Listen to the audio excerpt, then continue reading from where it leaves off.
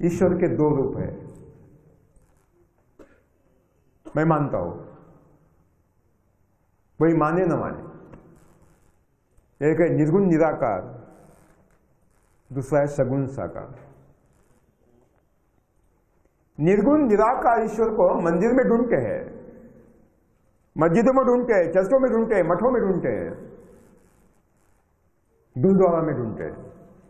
हमारी खोज जारी है, लगातार जारी है। ईश्वर की खोज लाखों सालों से जारी है। अनुभूत होते हैं, लेकिन प्रत्यक्षात ईश्वर अभी तक नहीं मिला, प्रत्यक्षात। क्योंकि वो वस्तु नहीं है, वस्तु नहीं है जो हम सामने प्रस्तुत हो। लेकिन ईश्वर का एक दूसरा रूप है, वो है सगुण साकार। और वो सगुण साकार ईश्वर माने प्रकृति। Nature is the constitution of the world. प्रकृति ईश्वर का सगुण साकार है। इसका मतलब है ईश्वर, प्रकृति ईश्वर का संविधान है, घटना है। क्योंकि प्रकृति की निर्मित ईश्वर ने की, मानव ने नहीं की। प्रकृति पहले आई, बाद में मानव आया। अगर यह इतिहास है, वास्तविक सत्य है, वैज्ञानिक सत्य है कि पहले प्रकृति आई, बाद में मानव आया, इसका मतलब है प्रकृति की निर्मित मानव ने नहीं की। किसने की? ईश्वर ने की। इसका मतलब है प्रकृति ईश्वर का सगुण साकार रूप है, प्रकृति ईश्वर का संविधान है। अगर ईश्वर को जानना है तो पहले किसको जानना पड़ेगा? प्रकृति को जानना पड़ेगा, प्रकृति को जानना पड़ेगा। साथियों, घने जंगल प्रकृति है। घने जंगल में जाइए, वो विशाल का पेड़, इमली का, आम का, जामुन का, अनगिनत फलों से लदा हुआ, बिना मानवीय अस्तित्व, बिना मानवीय सहायता खड़ा है, अनगिनत फलों से लदा हुआ।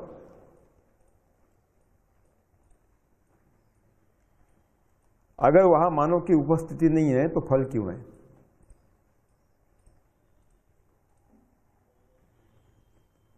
जंगल के किसी भी पेड़ पौधे का कोई भी पत्ता तोड़े,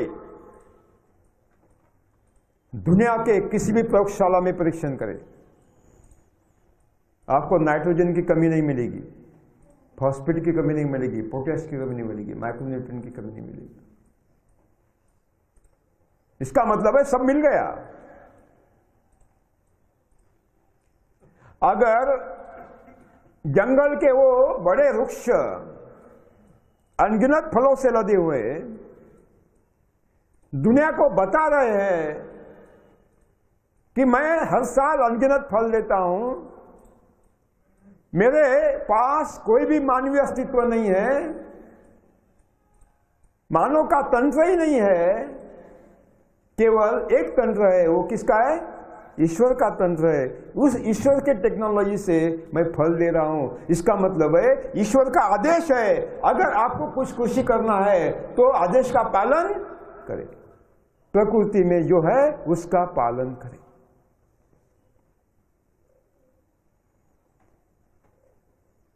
रासायनिक कृषि उस पेड़ के नीचे नहीं है। घने जंगल के अनगिनत फलों से लदे हुए महावृक्ष के नीचे न तो जोताई है, गहरी जोताई ट्रैक्टर से, न तो संकर बीज डाला जाता है, न रासायनिक खाद है, न कीटनाशक दवाओं का छिड़काव है, न सिंचन है, अनगिनत फल लगे। इसका मतलब है ईश्वर का आदेश है, ईश्वर का आदेश है कि अगर खेती करना है तो मेरी विधि से कर, मेरी विधि से कर, ईश्वर का आदेश। अगर रासायनिक कृषि करने वाला कोई किसान ईश्वर का आदेश मानता नहीं, रासायनिक कृषि करता है, इसका मतलब है वो ईश्वर का द्रोही है, ईश्वर भक्त नहीं है। आध्यात्मिक कैसे हो सकता है? आध्यात्मिक कैसे हो सकता है? पाखंडी नास्तिक है, पाखंडी नास्तिक।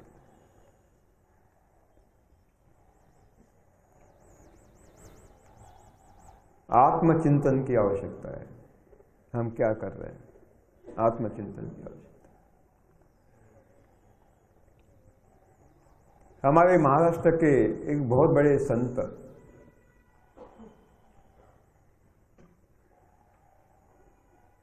एक बार मुलाकात में बोलने लगे कि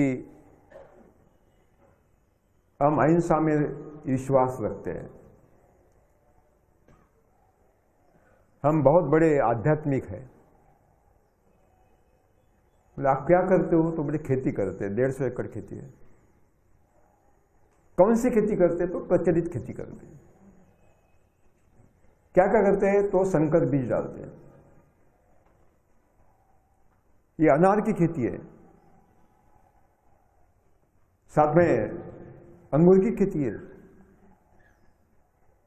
ट्रक ट्रैक्टर से रासायनिक खाद डालते हैं,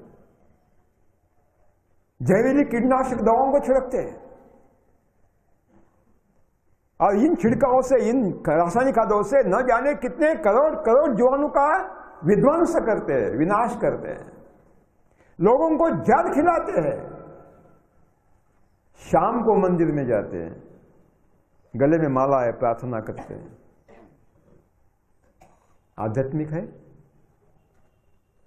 क्या परिभाषा है आध्यात्म की?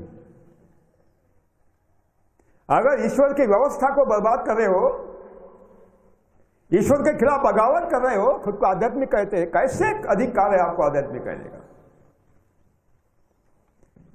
आत्मचिंतन की आवश्यकता है। ये शिविर आत्मचिंतन शिविर है। गन्ना कैसे लगाना है ये तो आपको मालूम है, क्योंकि बताने की बात है। गेहूं कैसे बोना है आपको मालूम है, बचपन से आप करते आ रहे हो। ये शिविर आत्मचिंतन का शिविर। इसका मतलब है जो जो लोग रासायनिक खेती कर रहे हैं, लोगों को बता रहे हैं, रासायनिक खेती से पैदा हुआ जहरीला खाद्य लोगों को खिला रहे हैं, बेच रहे हैं, कृपया माफ कीजिएगा, आपको अधिकार नहीं है आध्यात्मिक कहने का। आप पाखंडी हो, नास्तिक हो। उसी तरह उस विशाल काय पेड़ के नीचे जैविक खेती नहीं है। जैविक खेती के 3 संसाधन हैं। यह है compost technology, vermi compost technology और बायोडायनामिक सिंका खाद। ये तीनों विदेशी है। जैविक खेती 100% विदेशी तंत्र है, स्वदेशी नहीं है। 100% I challenge you to prove that it is a Indian technology. अगर जैविक खेती 100% विदेशी है तो स्वदेशी में रुचि रखने वाले विदेशी का प्रचार क्यों कर रहे हैं? स्वदेशी के नाम पर मेरा सवाल है, इसका जवाब मिलना चाहिए। इसका मतलब है कुछ तो भी गलत हो रहा है, कुछ तो भी गलत हो रहा है, कुछ तो भी गलत हो रहा है।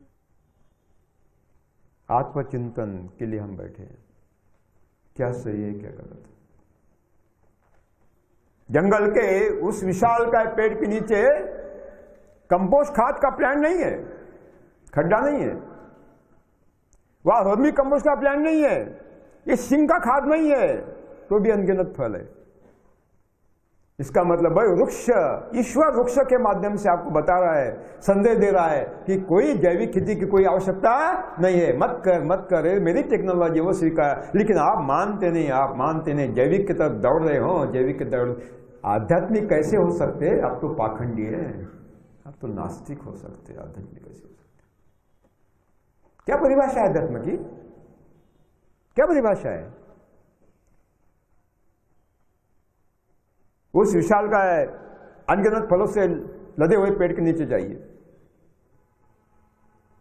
वहां आपको ये घी मध का उपयोग नहीं है, बरगद के नीचे की मिट्टी का उपयोग नहीं है।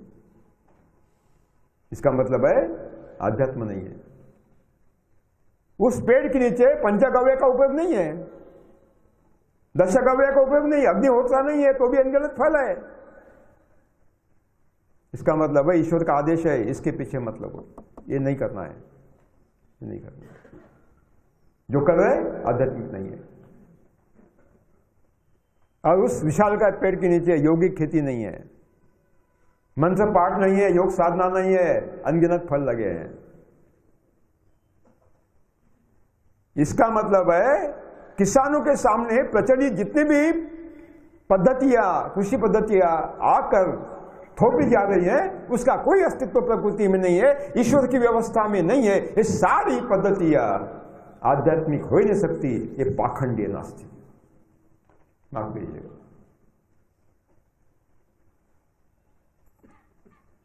आत्मचिंतन करिए 5 दिन बैठकर, क्या करना है हमें, क्या सही है क्या गलत है। साथियों,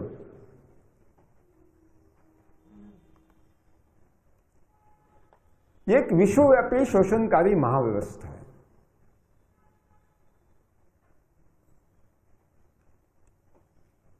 वो व्यवस्था सारी दुनिया को चलाती है।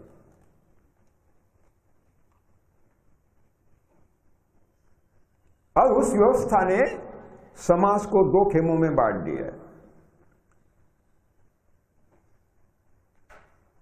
एक समाज का हिस्सा कहता है कि पुनर्जन्म नहीं है, एक ही जन्म है, बार बार यहां आना नहीं है।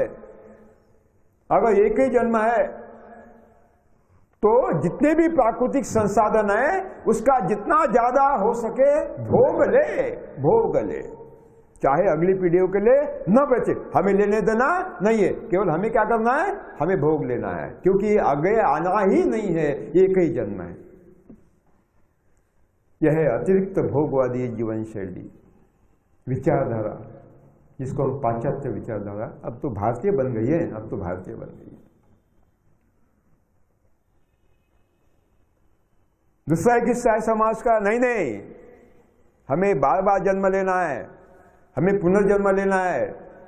अगर हमें बार बार यहां आना है और प्रकृति से ही लेना है तो प्रकृति का विध्वंस नहीं करना है, क्योंकि हमें आगे भी, हमारे आगे की पीढ़ियों को भी वो हमें सुरक्षित करना पड़ेगा, हमें भी मिलना चाहिए। इसलिए प्रकृति का दोहन नहीं करना है, जितना आवश्यक है उतना ही लेना है, ज्यादा नहीं। अस्त्य अपरिग्रह,